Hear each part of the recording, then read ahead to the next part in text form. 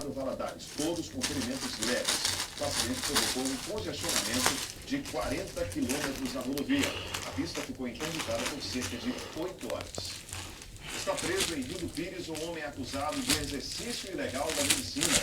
Segundo a polícia, Luiz Carlos Silvio Milho, de 45 anos, atendia no Hospital dos Trabalhadores Rurais de Rio do Pires há pelo menos 3 anos. Ele utilizava o nome e o registro no Conselho Regional de Medicina de um médico do estado do Acre, que também é prefeito do município de Plácido de Castro. O falso médico foi preso em flagrante e deve responder pelos crimes de falsidade ideológica, estelionato, exercício ilegal da medicina e exposição de vida ou saúde de outra pessoa à situação de perigo. Segundo o CREMEB, o Conselho de Medicina da Bahia, o Conselho só pode agir quando existe algum tipo de denúncia ou irregularidade com o médico credenciado. No caso do falso médico, ele deverá responder na Justiça Comum. Pelo racionamento de água em Vitória da Conquista, os moradores enfrentam muitas dificuldades para ajustar calendário de abastecimento e tarefas domésticas.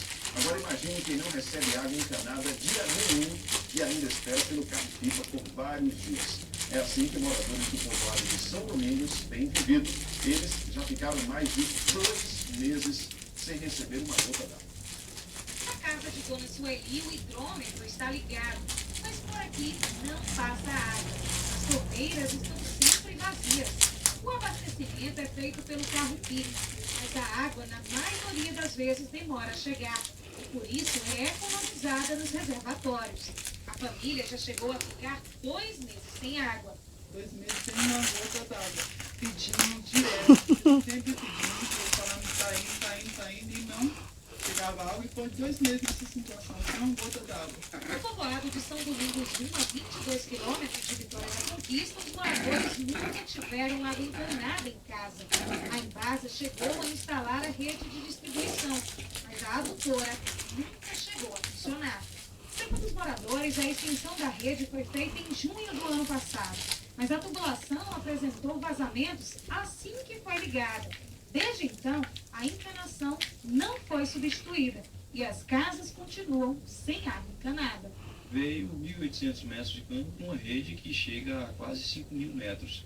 Então, ou seja, eles substituíram o começo e o final, mas o meio ficou incompleto. Então, esse meio é onde continua apresentando vazamento e o rapaz da manutenção, por ver que não dava conta do recado, deixou a rede parada e a gente continua nessa tendência de alta, porque a Embasa não tomou nenhuma providência. Na esperança de receber água, seu Leôncio chegou a comprar toda a encanação para a fazenda dele.